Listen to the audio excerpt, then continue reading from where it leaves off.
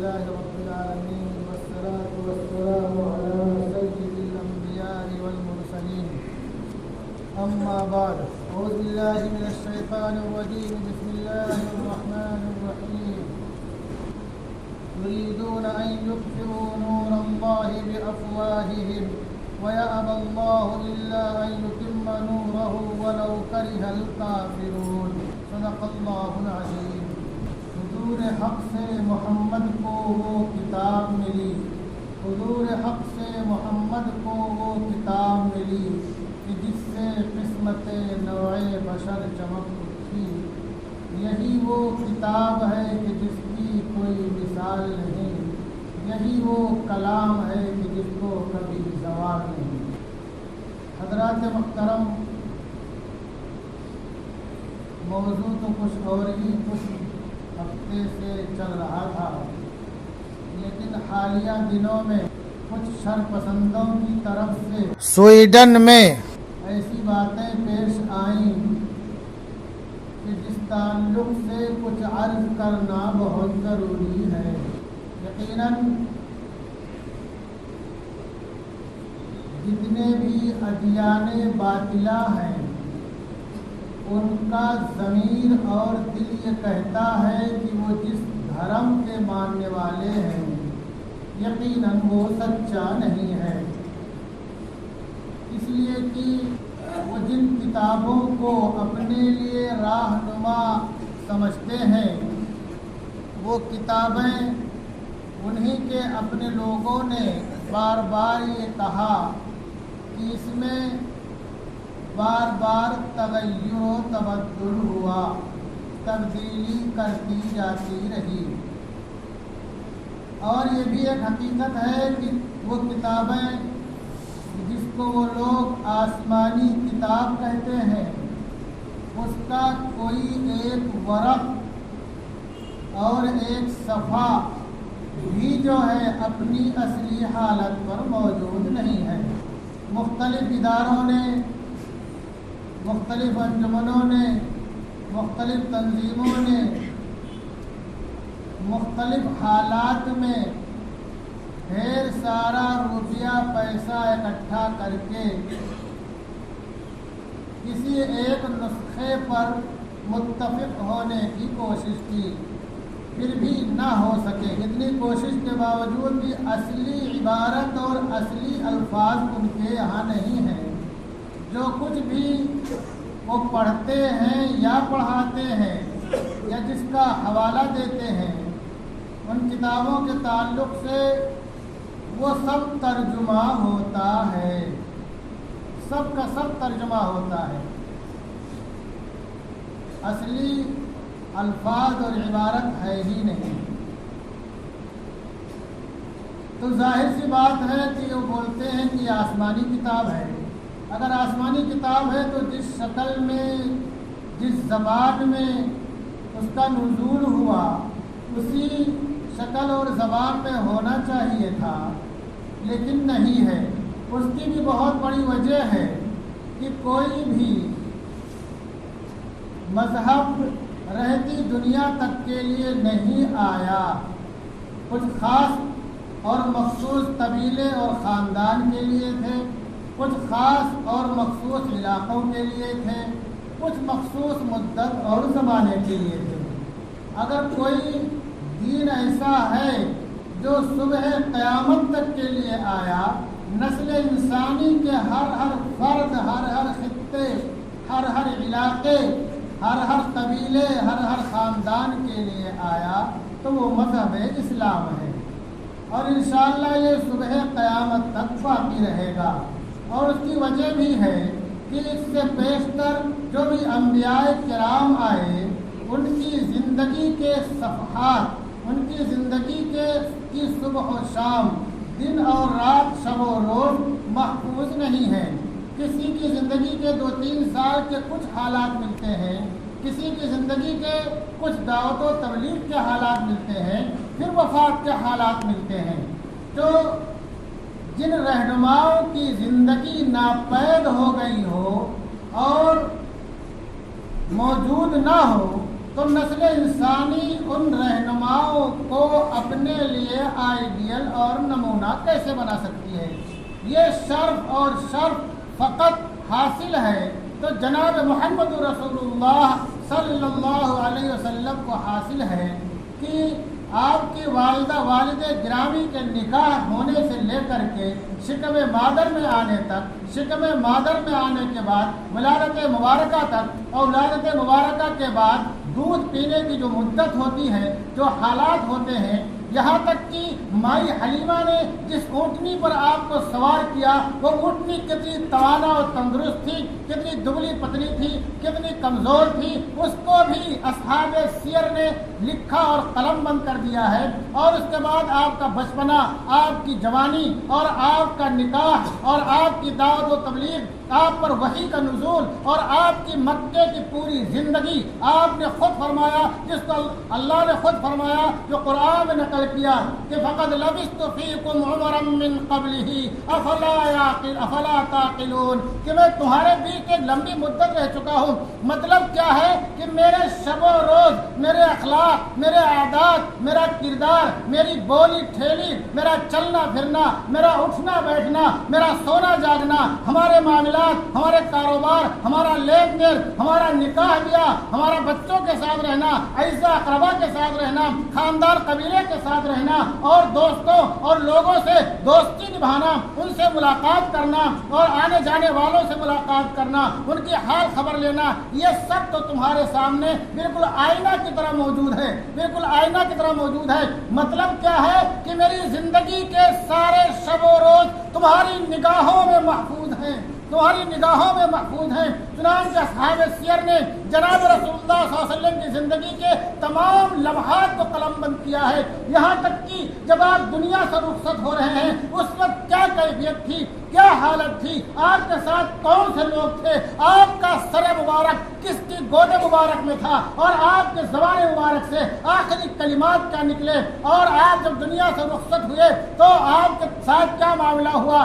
آپ کی قبر مبارکہ کہاں بنی، آپ کی نماز جنازہ کیسی پڑھی گئی، آپ کو غسل کیسے دیا گیا، آپ کے لیے قبر کیسے تیار کی گئی۔ یہاں تک کہ قبر تیار کرنے والے دو طرح کے لوگ تھے، ان دونوں میں سے کون پہلے آیا اور کس نے قبر تیار کی، اور آپ کو کس طرح کپڑے میں کفنایا گیا، آپ کو کس طرح آپ کو آخری جامہ پہنایا گیا۔ ان تمام چیزوں کو اصحاب سیر نے محفوظ کر دیا ہے، محفوظ کر دیا ہے رہتی دنیا تک، اور اس سے پہلے کسی بھی زمانے اور حالات میں ایسے لوگ اور ایسا فن نہیں آیا کہ جو ہے کسی کی زندگی کے ایک ایک نقطے کو، ایک ایک لمحے کو، ایک ایک حصے کو محفوظ کرنے والے پیدا ہوئے ہوں اور محفوظ کیا ہو۔ یہ شرف اور شرف اگر حاصل ہے تو امت محمدیہ کو حاصل ہے، اور امت محمدیہ کے ان مخلصین کو، محبین کو، اللہ والوں کو حاصل ہے جو اپنی صبح و شام کو انہوں نے ایک کر کے جناب رسول اللہ صلی اللہ علیہ وسلم کی زندگی کے ایک ایک لمحات کو محفوظ کر دیا۔ تو میں عرض کر رہا تھا کہ جو بھی کتابیں آسمانی جن کے بارے میں لوگ دعویٰ کرتے ہیں، ادیان باطلہ کے لوگ، وہ کتابیں بھی محفوظ نہیں ہیں، اور ان کے وہ ہادی اور رہنما جن کو اپنا ہادی اور رہنما وہ سمجھتے ہیں، ان کی زندگی بھی محفوظ نہیں ہے۔ اور محفوظ نہ ہونے کی ایک بہت بڑی وجہ یہ تھی کہ وہ تمام ادیان رہتی دنیا تک کے لیے نہیں تھے، تمام نسل انسانی کے لیے نہیں تھے، اس واسطے اللہ نے ان کی حفاظت کی ذمہ داری نہیں لی اور اس کو محفوظ نہیں رکھا۔ لیکن جناب رسول اللہ صلی اللہ علیہ وسلم کی جو رسالت ہے، آپ پر جو کتاب نازل کی گئی، وہ رہتی دنیا تک کے تمام انسانوں کے لیے، تمام نسل انسانی کے لیے ہے۔ اس میں نہ کوئی ادنا ہے، نہ کوئی اعلیٰ ہے، نہ کوئی عرفہ ہے، نہ کوئی نیچ ہے، نہ کوئی دلت ہے، نہ کوئی پسماندہ ہے، نہ کوئی اعلیٰ ذات کا ہے، نہ کوئی اعلیٰ خاندان کا ہے، ہر ایک کے لیے برابر سراور ہے، ہر ایک کے لیے یکساں ہے۔ تمام احکامات جو روڈ پر پتھر توڑنے والے کے لیے ہیں، وہی شاہی محل میں تخت و تاج پر بیٹھ کر کے فرمان جاری کرنے والے کے لیے بھی ہیں۔ یہی وجہ ہے کہ گزشتہ دنوں نماز کے تعلق سے صف میں ایک شاہ کے ساتھ ایک مزدور بیٹھا ہوا تھا پہلی صف میں، لوگوں نے لکھا یہ اسلام کا امتیاز ہے کہ ایک ہی صف میں کھڑے ہو گئے محمود و ایاز، نہ کوئی بندہ رہا نہ کوئی بندہ رواز۔ تو مذہب اسلام میں ہر ایک کو مصلی پر کھڑے ہونے کی اجازت ہے، آگے سب میں آنے کی اجازت ہے. یہاں مسجد کے دروازے اور مسجد کی صفیں کسی کے لیے بند نہیں ہوتی ہیں, کسی کو آگے اور پیچھے نہیں کیا جاتا ہے, سب کو برابری کے حقوق حاصل ہے.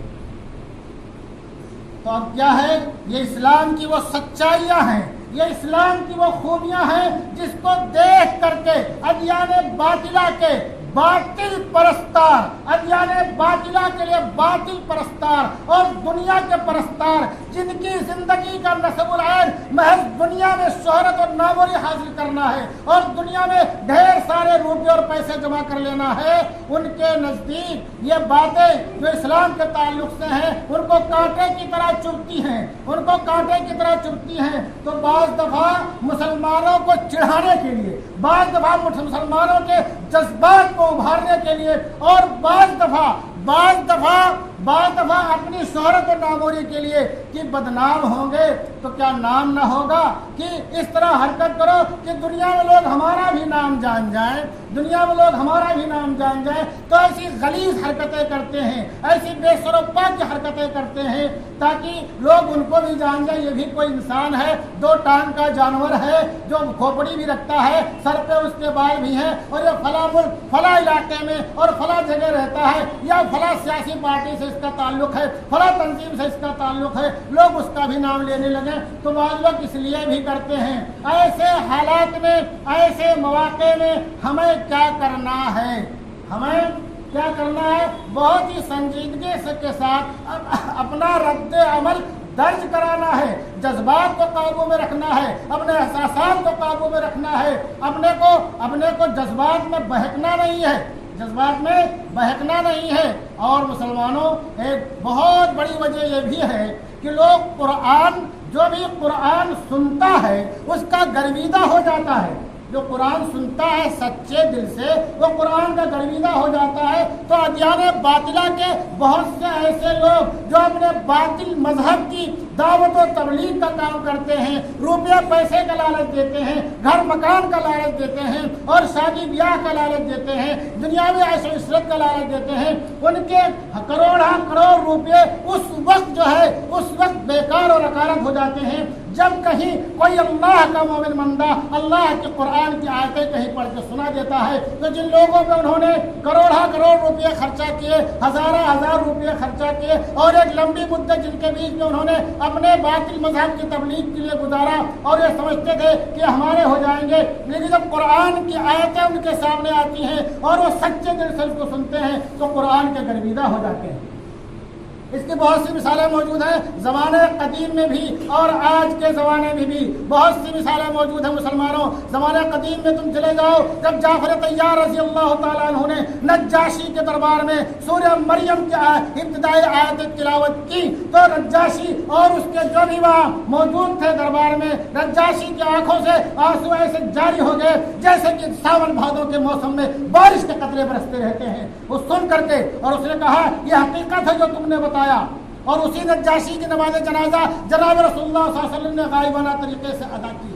اور اسی طریقے سے ایک شخص ہیں قبیلہ بنو سلیم کے جن کا نام ہے قیس بن نصیبہ, جناب رسول اللہ صلی اللہ علیہ وسلم کے دربار میں تشریف لاتے ہیں اور آپ سے قرآن سنتے ہیں اور کچھ سوالات کرتے ہیں, فوراً ایمان لے آتے ہیں, اپنے قبیلے میں واپس جاتے ہیں, اور بعد میں ان کے اپنے قبیلے کے 1000 لوگوں کو لے کر کے آتے ہیں فتح مکہ کے موقع سے, اور جناب رسول اللہ صلی اللہ علیہ وسلم کے دست اقدس حق پرست پر سب لوگ ایمان لے آتے ہیں. اور یہ تو وہ لوگ ہیں جو نارمل تھے, جو جانی دشمن ہے, جو جانی دشمن ہے, وہ بھی جب قرآن سنتے ہیں تو ان کا دل نرم پڑ جاتا ہے. علامہ جلال الدین سیوطی نے خصائص کبریٰ میں بیہقی کے حوالے سے نقل کیا ہے, جس کو مفسر قرآن مفتی شفیع عثمانی رحمۃ واسعہ نے معرف القرآن میں سورہ بقرہ کی آیت نمبر 23 آیت نمبر 24 کے ذیل میں نقل کیا ہے. واقعہ کیا ہے کہ ابو جہل اور ابو سفیان اور اخنس بن شریح یہ تینوں جانی دشمن تھے جناب رسول اللہ صلی اللہ علیہ وسلم کے. لیکن ایک بات سوچا, چلو ذرا سنیں محمد کا قرآن کیسا ہے. تینوں الگ الگ راستے سے الگ الگ طریقے سے گئے اور جناب رسول اللہ صلی اللہ علیہ وسلم جو تہجد میں قرآن کی تلاوت کر رہے تھے سننا شروع کیا, اور صبح ہو گئی, ان کو معلوم بھی نہ پڑا, ان کو اتنا اچھا لگا کہ جب تینوں واپس ہوئے تو دیکھا تینوں کی ملاقات ہو گئی. तीनों ने बताया तो एक दूसरे को लान तान कर ऐसा क्यों, कहा अच्छा भी नहीं आने का किसी को, वरना मक्का वालों को मालूम पड़ जाएगा सब ईमान ले आएंगे। फिर दूसरे जब रात आई तो फिर उनको चैन न पड़ा, फिर तीनों अपने अपने तरीके से चुपके से गए, कुरान सुनना शुरू किया, फिर सुबह हो गई। फिर तीनों के इत्तेफाक से जब मुलाकात हो गई, फिर ये कहा भाई भी तुम्हारा नहीं सुनने का है। फिर तीसरी रात आई, फिर बेचैन हो गए, बर्दाश्त न हुआ, फिर कुरान सुनने के लिए पहुंच गए, फिर सुनते सुनते सुबह हो गई, पता ही नहीं चला कि रात कैसे गुजर गई। अब जो है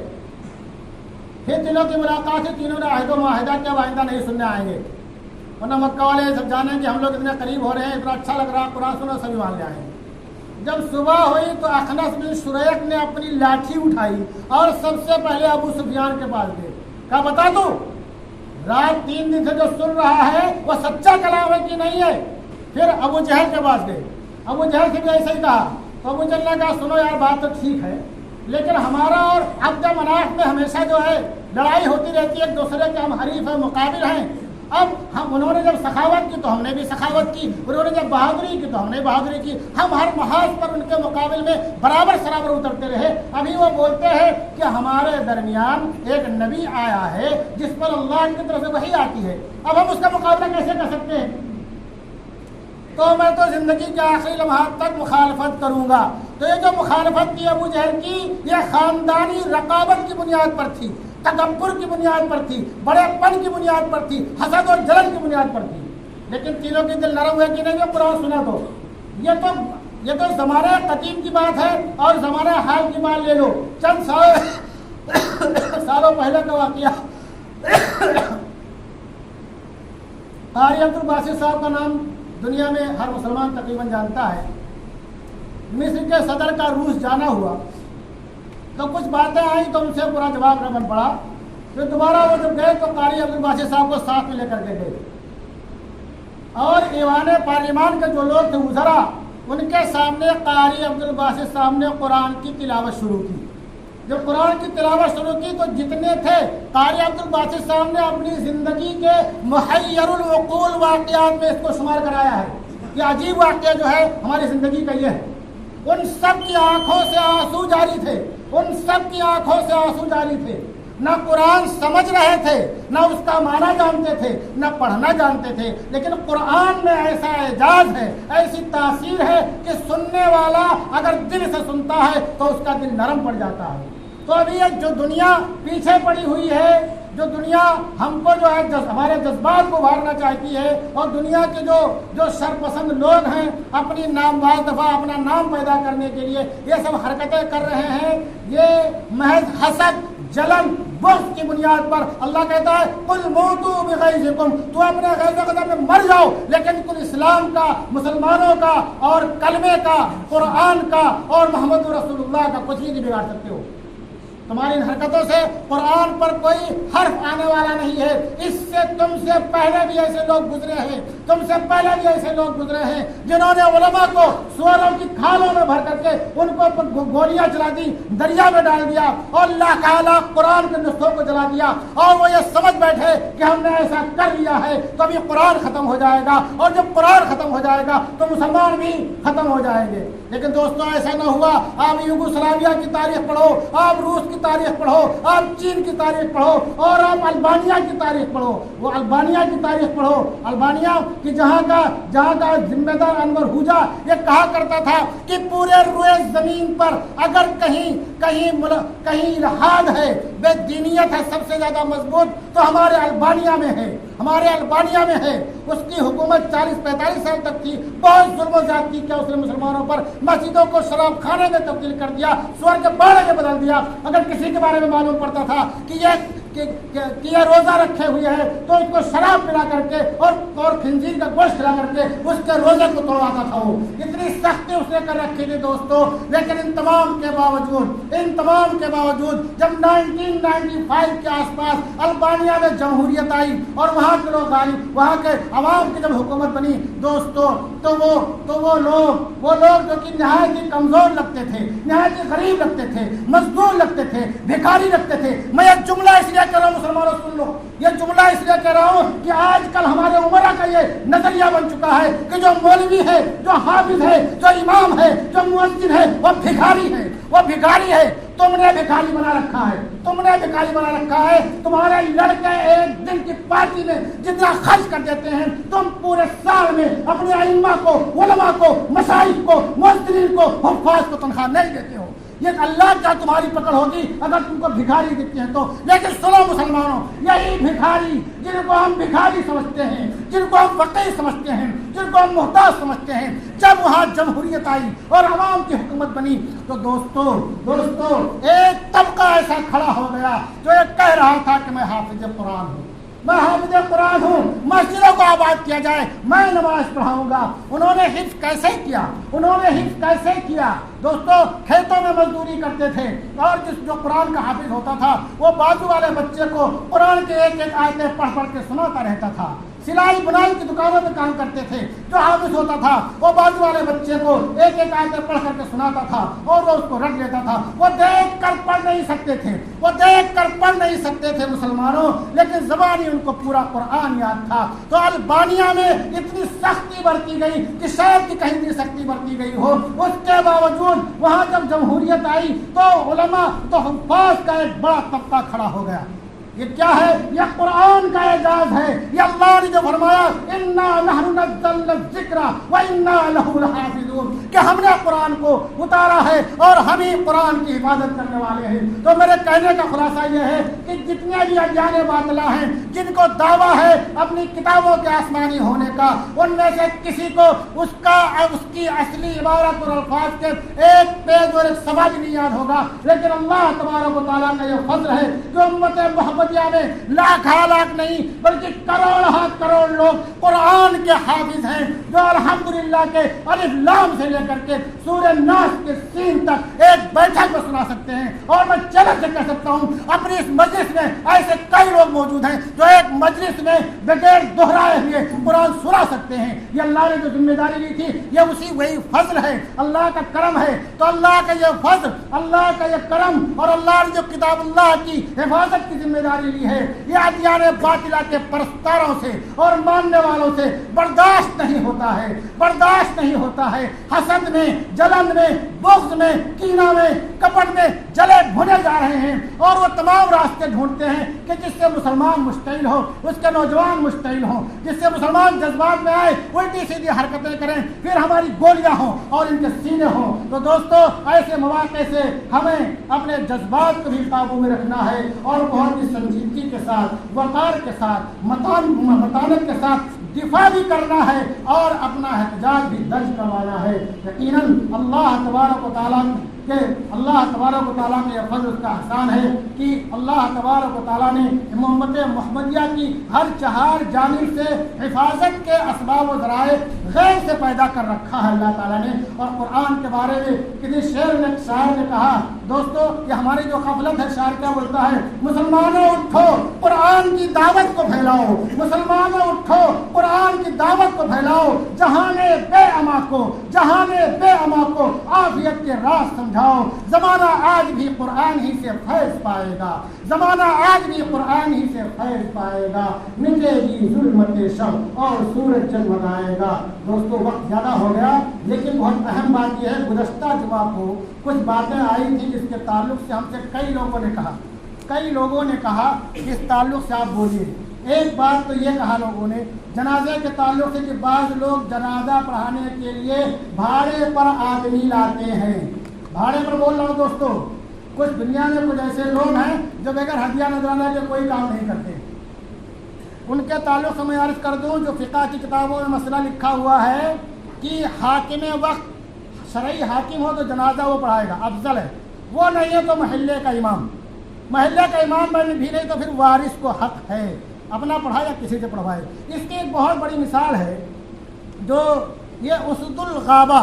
جلد نمبر 30 صفحہ نمبر 564، عمدۃ القاری شرح بخاری کتاب الجنائز جلد نمبر 6 صفحہ نمبر 172، اور شرح نہج البلاغہ ابن ابی الحدید کی جلد نمبر 16 صفحہ نمبر 220۔ نہج البلاغہ جو شیعوں کی بہت معتبر کتاب ہے. یہ عمدۃ القاری جو ہے بخاری کی شرح ہے. اسی القابہ میں بہت ہی باتیں لکھی ہوئی ہیں ترتیب کے ساتھ, جس کو سب کو پڑھنا چاہیے. ان تینوں میں ایک بات جو لکھی ہوئی ہے میں اس کو پڑھ دیتا ہوں, سنیں. قال له تقدم اے قال الحسین رضی اللہ تعالی عنہ تقدم فلولا السنة ما قدمتك وسعید یومئذ امیر المدینہ. یعنی حضرت حسین رضی اللہ تعالیٰ عنہ نے حضرت حسن رضی اللہ تعالیٰ عنہ کی شہادت کے بعد